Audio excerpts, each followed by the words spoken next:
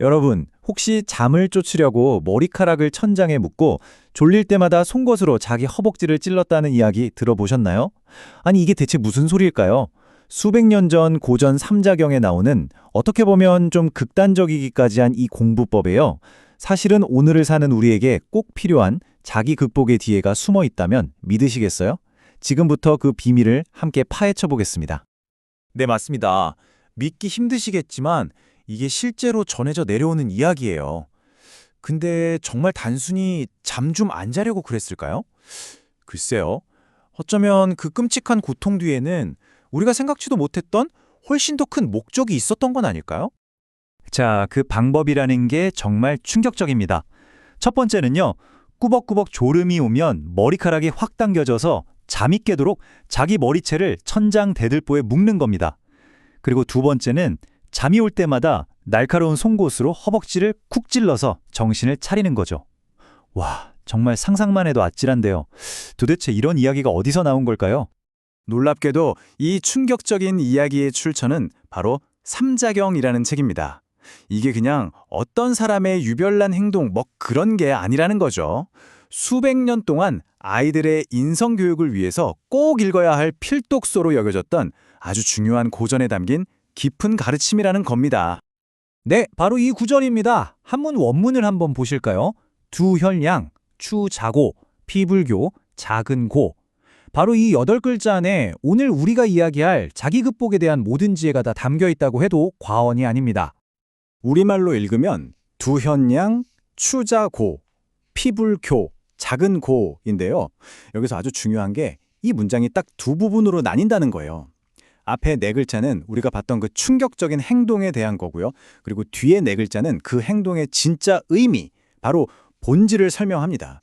자, 그럼 그 속뜻을 한번 제대로 들여다보죠. 전체 뜻을 풀어보면 이렇습니다.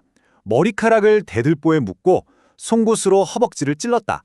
하지만 진짜 중요한 반전은 바로 이 뒷부분에 나옵니다. 남이 시킨 것이 아니라 스스로 부지런히 노력한 것이다. 바로 이 부분, 남이 시킨 게 아니다. 스스로 했다. 여기에 모든 열쇠가 숨어 있었던 거죠. 자, 그럼 다시 한번 정리해 볼게요. 두형량은 머리를 대들보에 매달아서 졸음을 쫓는 방법. 추자고는 송곳으로 허벅지를 찔러서 잠을 깨우는 방법. 네, 방법 자체는 정말 극단적이죠. 그런데 여기서 우리가 진짜 던져야 할 질문은 바로 이겁니다. 이 행동을 한 주체가 과연 누구였는가? 그럼 이 이야기는 그냥 아파도 참고 공부해 이런 단순한 메시지일까요?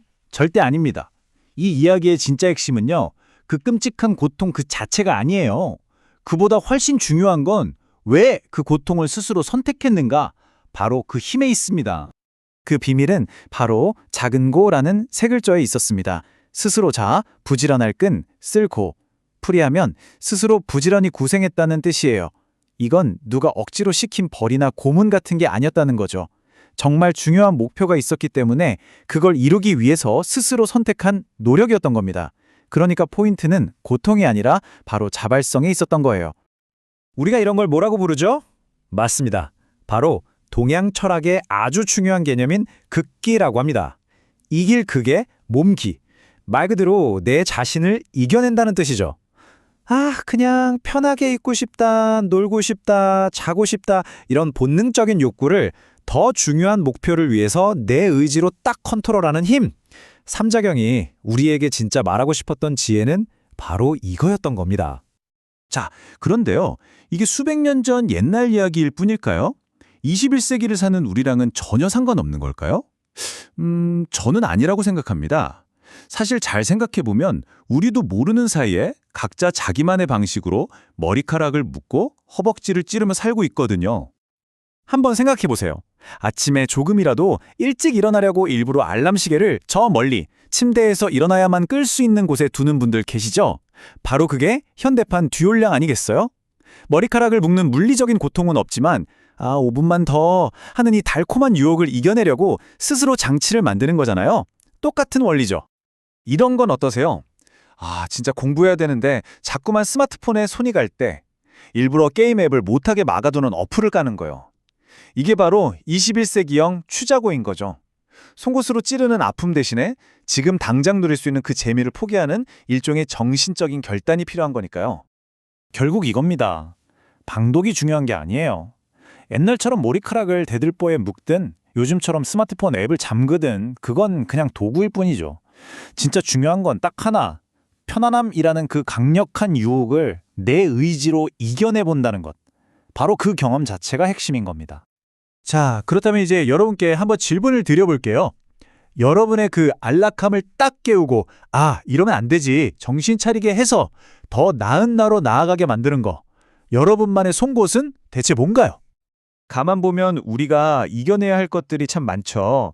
아침에 이불 속에서 딱 5분만 더 하는 그 유혹, 또 손에서 절대 놓지 못하는 스마트폰, 그리고 뭐니 뭐니 해도 가장 강력한 적, 내일부터 하자는 이 미루는 습관. 친구들이 놀자고 부를 때도 그렇고요. 정말 매일매일이 이런 유혹들과의 전쟁 같아요. 여기서 우리가 꼭 기억해야 할 게 있습니다. 극기라는 건요, 절대 스스로를 괴롭히는 벌 같은 게 아니에요. 오히려 그 반대죠. 지금 당장의 작은 편안함을 포기하는 대신에 훨씬 더 큰 목표를 이루기 위해서 내 스스로가 내리는 가장 똑똑하고 현명한 선택이라는 겁니다. 자, 오늘 이야기는 여기까지입니다. 마지막으로 여러분께 다시 한번 여쭤볼게요. 여러분의 안락함을 깨우고 여러분을 목표로 한 걸음 더 나아가게 하는 여러분만의 송곳은 무엇인가요? 매일 아침 울리는 시끄러운 알람 소리인가요?